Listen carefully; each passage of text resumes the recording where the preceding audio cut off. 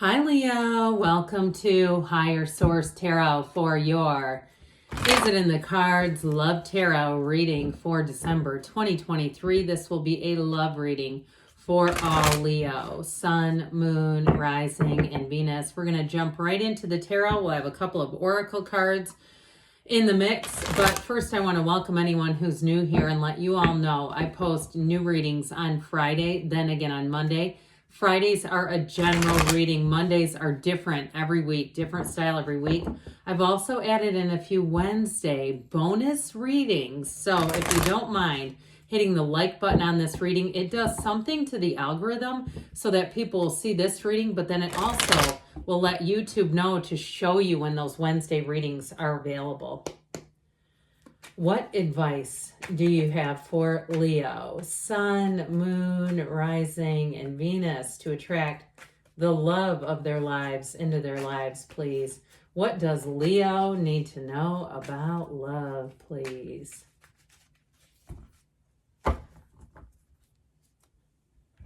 Okay, I'm going to lay out the tarot here, then we're going to pull these oracles just to round things out, drive it on home. Your energy. Okay, 3 cards for your energy, 3 cards for the person you're attracting, 3 cards on the advice. This is looking attractive, Leo.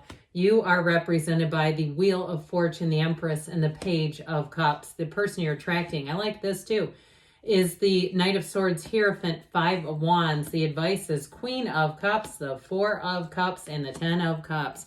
Very watery advice, loving. I feel like they're saying, see this person through the eyes of love. But you have a marriage here and you have babies too, by the way. Let's hear again here we're doing the Moonology manifestation first, and we'll do the Whispers of Love. What else does Leo need to know about love? Alrighty.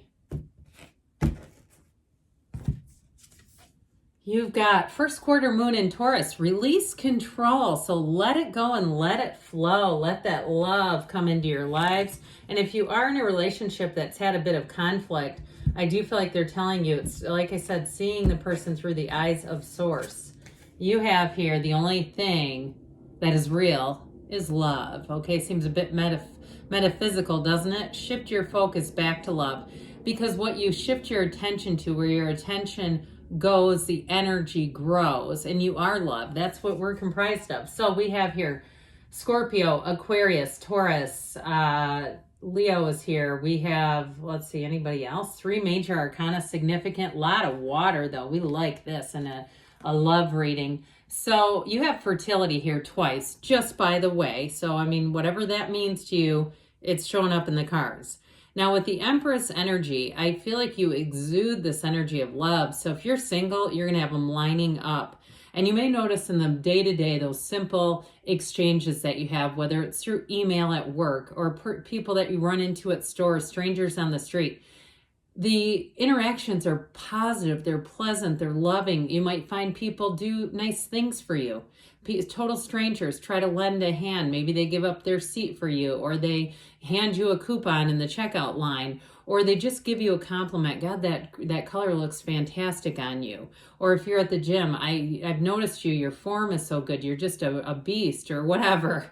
I mean, whatever you would be flattering. Some people might not like a stranger walking up and saying, wow, you're really a beast, but many people would. And so with this Page of Cups there, that is a card of psychic energy, so trust your intuition. But that Page of Cups too, you might find if you're getting a little teary-eyed, your eyes are getting a little bit watery at the rom-coms, it is the Page of Cups. It's going to make you more sensitive, more intuitive, but it can create a little bit of an emotional energy. It's not volatile at all. It's just, like I said, being a little more sensitive. So you hear a story, maybe even watch the news, and you say, I cannot watch that right now. It's too much distress. I'm too sensitive to it. I get this feeling of somebody, one of you, being in an audience where you're watching some type of performance, especially if it's kids, and feeling the energy of the people around you, and it making you, like I said, your eyes just water because it's all this energy and it's all running through you. And so I'll tell you what's so good about that is when you're that in tune with energy, you're going to attract like a magnet exactly what you want. because you'll be able to disconnect. You'll be able to see what you don't want and see what you do, but your focus is more on that loving energy. So with the Wheel of Fortune, that Wheel of Life, get ready to be busy. Now, the good thing with the Wheel of Fortune is it brings in answers to questions. So if you have had a breakup here, I do see reconciliation if you want it. But I feel like too, you're going to get the answers to the questions. If there's been something sort of left hanging, some unfinished emotional business, this is where we finish up that cycle. And the wheel is fantastic because it helps you know when to let go and when to hang on. And so with the Wheel of Fortune, that's very high vibrational, all these characters, it's such a layered card. These cards are so rich anyway. But it's very layered in terms of the meaning there. This wheel is a portal into the divine.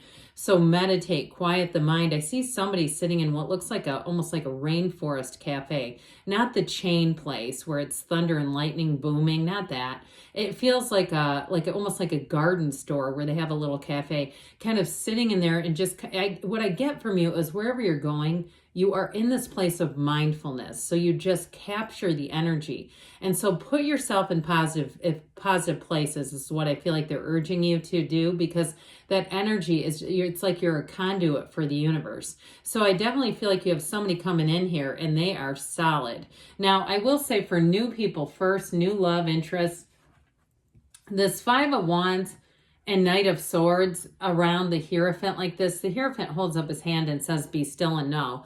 But I do get with this, because the Hierophant is a card of unity, whoever this person is, I feel like they've had a lot going on around them. They may have had a very difficult period at work where there was conflict at work, there was turmoil and upheaval, and I feel like they're coming out of that, because you do not want to jump into the middle of that with somebody. Absolutely not.